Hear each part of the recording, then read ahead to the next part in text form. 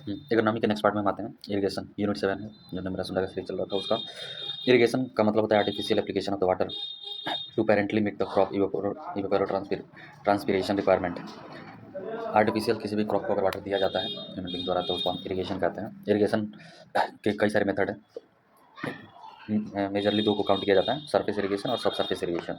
Surface irrigation की बात करें तो उसके कई पार्ट, जैसे कि पहला होता है फ्लड इरिगेशन। सरफेस इरिगेशन किसे कहते हैं तो मेजर कॉमन है इंडिया में, ये इंक्लूडेड फॉलोइंग मेथड। पहला है कि flood irrigation.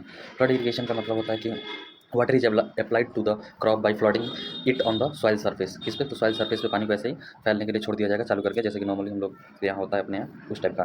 This method is practised where irrigation water is abundant. वहाँ पानी की अधिकता होती है, पानी का कोई स्कैर्सिटी नहीं है, वहाँ पे ये मेथड अपनाया जाता है। Mostly adopted in wetland rice. Wetland rice के समय ये मोस्टली अडॉप्ट किया जाता है, क्योंकि वेटलैंड राइस में लगभग 5 सेंटीमीटर से अधिक के पानी की जरूरत होती है स्टैंडिंग क्रॉप में, इसलिए फ्लड मेथड की ज़्यादा उसमें यूज़ किया जाता है। Useful in uniform surface soil with the good water holding capacity. दूसरा है check basin method. Check basin के लिए स्लोप जो होना चाहिए 3% से कम होना चाहिए। Most common among surface method, सबसे कॉमन है ये सरफेस मेथड में। Wheat, groundnut, pearl millet, इन सब में इसे यूज़ किया जाता है। कह सकते हैं जो भी क्लोज ग्रोइंग क्रॉप्स हैं उनमें हम चेक बेसिन मेथड यूज़ करते हैं। उसके बाद से it consist the running water in relatively level basin surrounded by small ridges.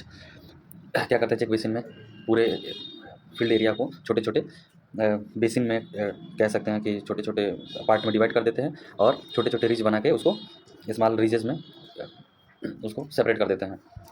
Field with slope up to the 3% can be irrigated by using this method. 3% slope होना चाहिए, पहले ही बताएं चेक बेसिन में। A limitation of this method is that कि has too many ridges which occupy large area. अब एक ही field में, एक ये फील्ड हो गया, इसमें बहुत सारा हम रीजेस बनाएंगे तो रीजेस भी तो एरिया कवर कर रही हैं, ये इसका सबसे बड़ा ड्रॉबैक है जो कि एरिया रीजेस ही कवर कर लेती हैं। And require too much labour to form the bed, और बहुत सारे लेबर भी लगते हैं उसको रीजेस को बनाने के लिए या बेसिन को बनाने के लिए, कह सकते हैं। इस फिगर में जैसे दिखाया गया है ऐसे हम बेसिन बनाते हैं, जैसे कि ये छोटा छोटा, ये एक बेसिन हो गया, ये दूसरा हो गया, ये तीसरा हो गया, ऐसे डिवाइड कर देते हैं। और उसके ये जो रिज बना रहे हैं ये भी पानी को चेक करता है एक बेसिन से दूसरे बेसिन के जाने के लिए। ये भर जाता है, उसको इसमें खोल देते हैं। ऐसे ही एक और डायग्राम देखते हैं जो कि थोड़ा रियलिस्टिक लग रहा है, जैसे कि ये हो गया, ये फील्ड ये किया गया, इसमें देखिए चेक बनाया गया कैसे, जैसे कि एक ये हो गया, एक चेक एक ये हो गया, एक ये हो गया, ये छोटे छोटे प्लॉट, एक बड़े फील्ड को कई छोटे छोटे प्लॉट में डिवाइड कर दिया गया है, जिससे कि पानी देते समय आसानी हो और इनको अच्छे से भरा जा सके। ये सबसे पॉपुलर मेथड है हमारा सरफेस इरिगेशन का। इसमें अगला आता है रिंग बेसिन। ये जो रिंग बेसिन है, रिंग बेसिन मेथड, ये most suitable for fruit crop होता है। जैसे फ्रूट क्रॉप दूर दूर पे जो किया जाता है, जैसे कि हमारा मैंगो ही हो गया तो 10:10 का मीटर डिस्टेंस रहता है, तो बाकी इस एरिया पे अगर पानी देंगे तो वाटर का लॉस ज़्यादा होता है, इसलिए प्लांट के 1 मीटर के एरिया में एक गोल सा हम बेसिन बना देते हैं और उसी बेसिन में पानी देते हैं, तो ये सूटेबल होता है मोस्टली फ्रूट क्रॉप के लिए। अगला है border strip method. Border strip method, in this method the field is divided into number of strip which are separated by ridge. ये अगर बड़ा सा फील्ड है, इसको छोटे छोटे पतले पतले स्ट्रिप में डिवाइड कर देंगे और एक स्ट्रिप दूसरे स्ट्रिप से ये रिच के द्वारा सेपरेट होगा। Soil with the slope of, इसके लिए स्लोप कितना चाहिए तो 0.5 से 1% स्लोप चाहिए। बॉर्डर स्ट्रिप मेथड के लिए 0.5 से 1% ऑफ स्लोप चाहिए फील्ड का। लेकिन वही चेक बेसिन के लिए स्लोप 3% से कम होना चाहिए, मैक्सिमम अप टू 3% तक हम कह सकते हैं, ठीक है। उसके बाद से बॉर्डर स्ट्रिप मेथड में देखा जाए तो सूटेबल फॉर ये ऑल क्लोज ग्रोइंग क्रॉप्स के लिए ये भी है। चेक बेसिन भी था क्लोज ग्रोइंग क्रॉप्स के लिए। On the medium heavy texture soil, close growing crop के लिए है लेकिन मीडियम हैवी टेक्सचर सॉइल में इसको यूज़ किया जाता है। But not suitable for sandy soil, Sandy soil में इसको हम यूज़ नहीं करते हैं। Border strip method Sandy soil में यूज नहीं होता है, चूँकि चेक बेसिन हो सकता है या होता है, ये डिफरेंस दोनों में हो जाएगा। अब पहला तो ये स्लोप का, और दूसरा ये क्लोज ग्रोइंग क्रॉप के लिए दोनों है, लेकिन दोनों में अगर सॉइल देखा जाए तो इसमें सैंडी सॉइल हम यूज़ कर सकते हैं, सैंडी सॉइल में ये मेथड यूज़ कर सकते हैं, ये मेथड यूज़ हम नहीं करेंगे। नेक्स्ट आता है furrow method. Furrow method generally used to irrigate raw crop and vegetables and is suited to soil in which infiltration rate are between, अगर इन्फिल्ट्रेशन रेट उसमें क्या हो 0.5 से 2.5 सेंटीमीटर पर आवर हो, ऐसे सॉइल में हम फरो मेथड यूज़ करते हैं। ये वेजिटेबल्स में मैक्सिमम यूज होता है या रॉ क्रॉप्स में। It is deal for the slope wearing from 0.2 to 0.5% and the stream size of 1 to 2 litre पर सेकेंड। इसमें क्या होता है, ये डील करता है स्लोप, कह सकते हैं कि फरो मेथड के लिए हमारा स्लोप जो होना चाहिए 0.2 से 0.5% स्लोप वाले फील्ड पे अप्लाई करते हैं, ठीक है। जहाँ के सॉइल का इन्फिल्ट्रेशन रेट 0.5 से 2.5 सेंटीमीटर पर आवर हो, और स्ट्रीम साइज़ की बात करें तो 1 से 2 लीटर पर सेकेंड स्ट्रीम साइज हो, वहाँ पे हम फरो मेथड यूज़ करते हैं, ठीक है। नेक्स्ट पे आते हैं, इसमें और भी एडिशनल इन्फॉर्मेशन दिया है कि length of furrow may vary from 30 metre. 30 metre का लेंथ हो सकता है फरो का, ये length for sandy soil at lesser slope to 300 metre for heavy soil at greater slope. मतलब सैंडी सॉइल के लिए हम 30 मीटर का फरो हम बनाते हैं, और हैवी सॉइल होगा तो उसके लिए 300 मीटर का हम फरो बनाते हैं, 300 मीटर तक बना सकते हैं। Furrow irrigation is suitable to most type of soil except sands that have a very high infiltration rate. मतलब ये सैंडी सॉइल में ये यूज़ हम करते ही नहीं है। Furrows are mostly suitable for root and tuber crop. Furrow किसके लिए? तो रूट एंड ट्यूबर क्रॉप के लिए मोस्टली यूज़ की जाती है।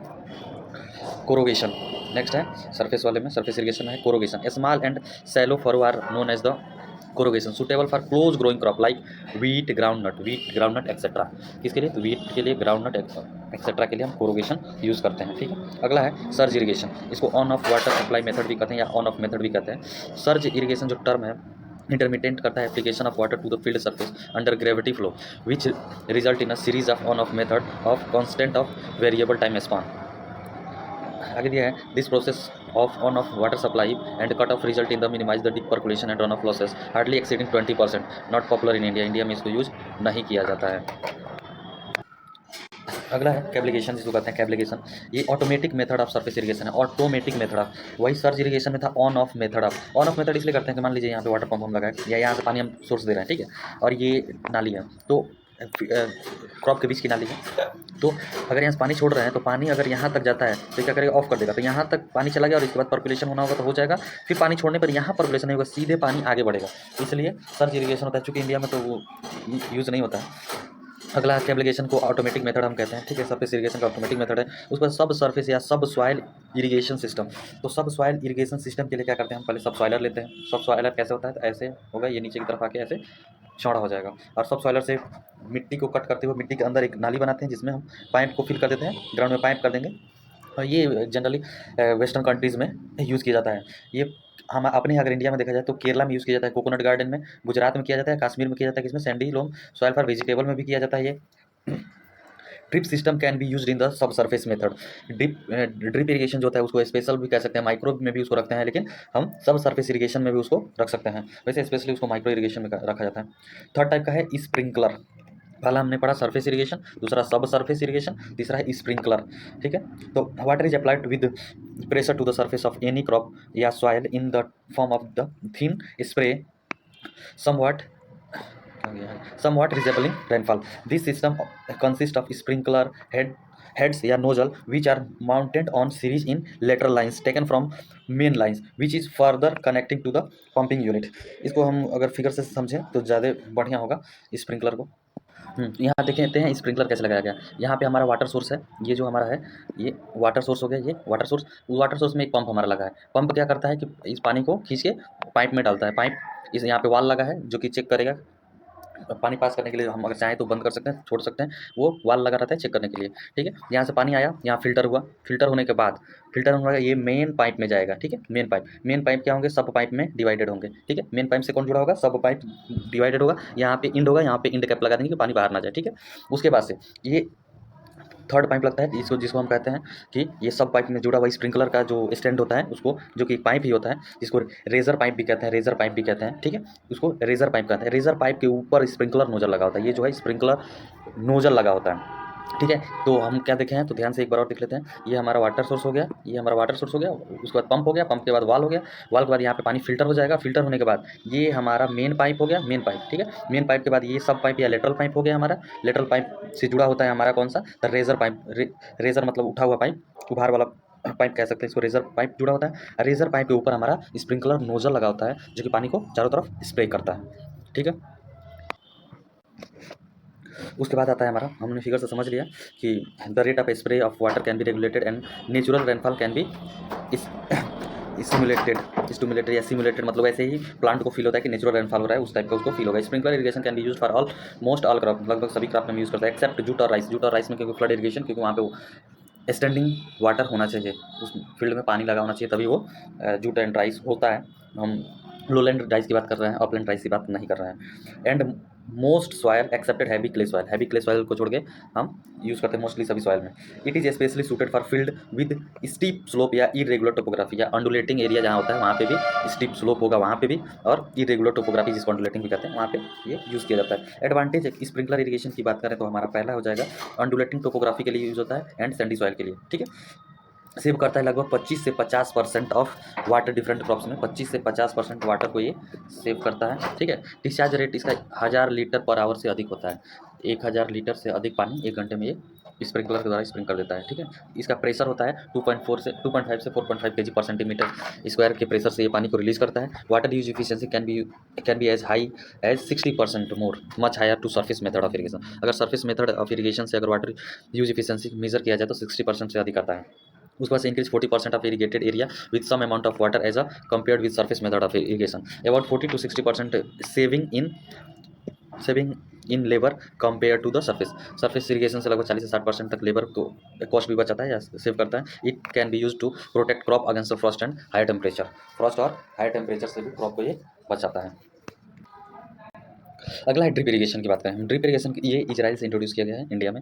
ड्रिप या इसको टिकल इरीगेशन भी कहते हैं, ट्रिकल इरीगेशन भी कहते हैं, is one of the latest method of irrigation which is becoming increasingly popular in area with the water scarcity and salt problem soils. जहाँ पे वाटर की स्कैरसिटी है, कमी है, और साल्ट प्रॉब्लम सॉइल है जहाँ पे, वहाँ पे ये बहुत ज़्यादा डिमांड में है और बहुत ज़्यादा यूज़ किया भी जाता है।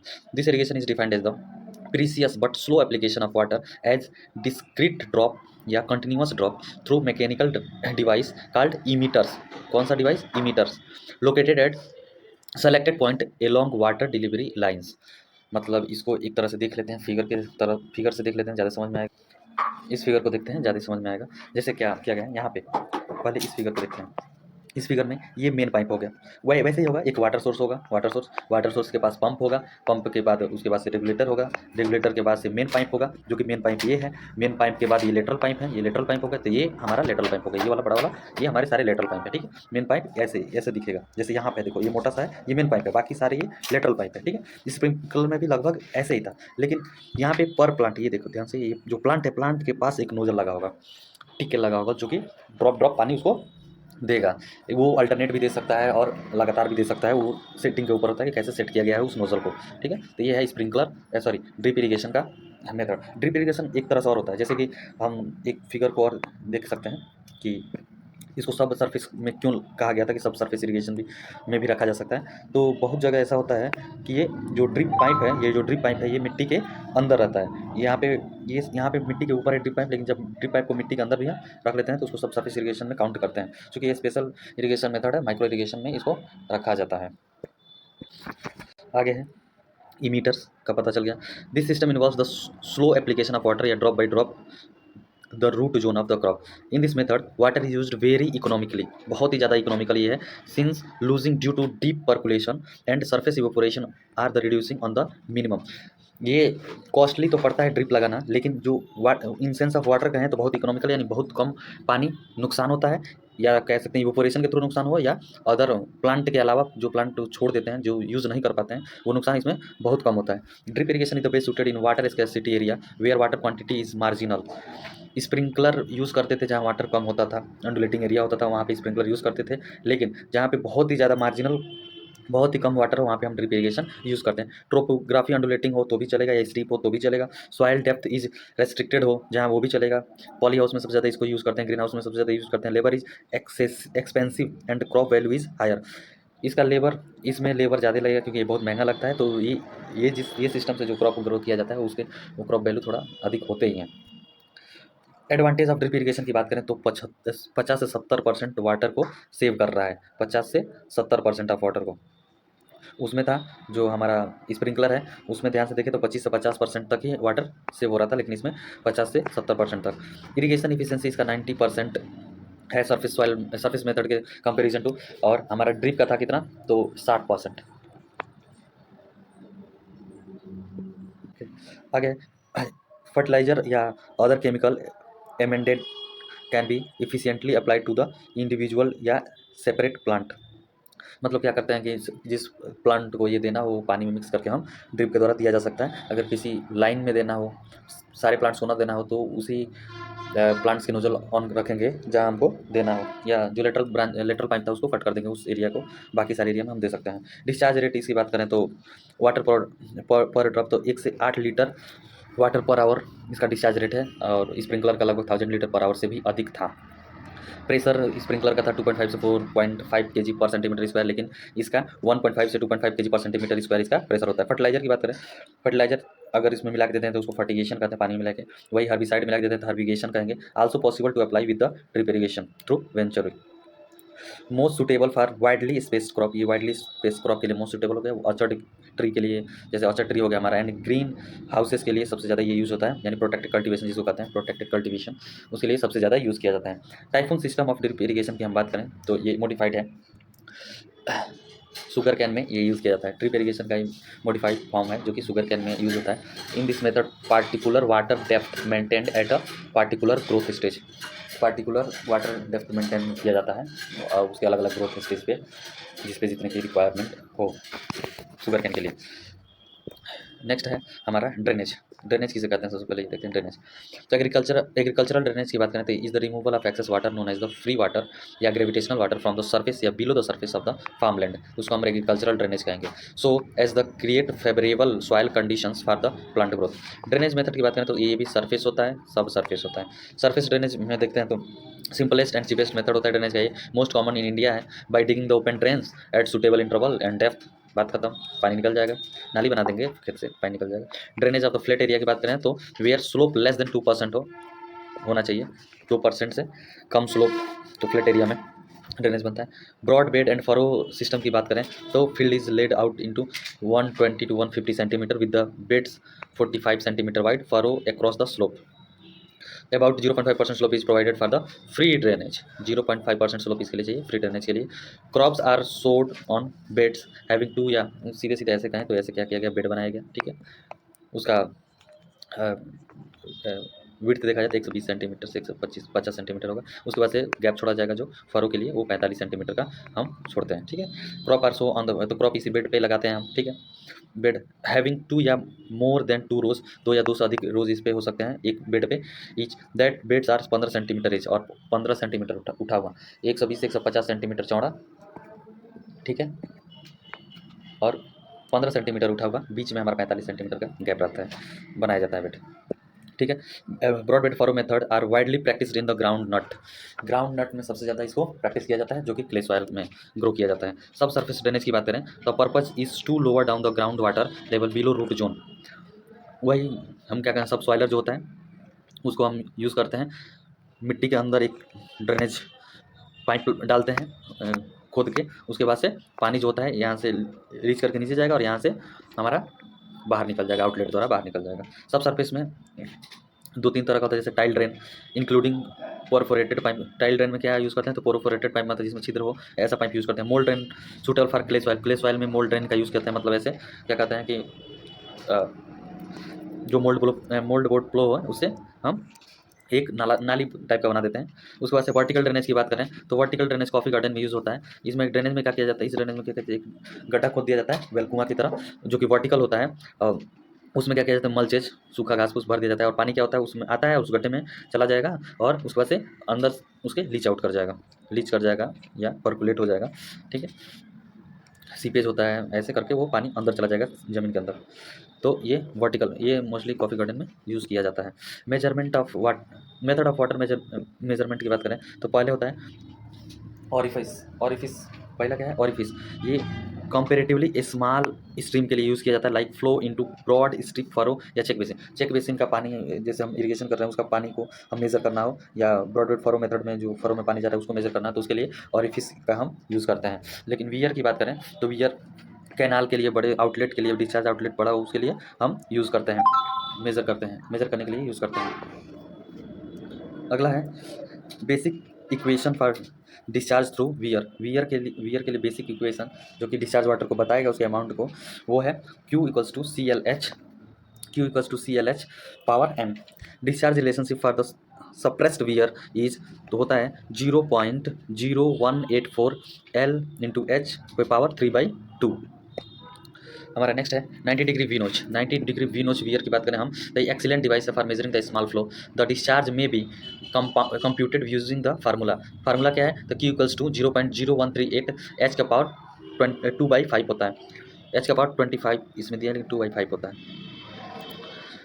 पार्सल फ्लो, अगला है पार्सल फिल्म, जिसको वेंचुरी फिल्म भी कहते हैं। Combination of wear and submerged orifice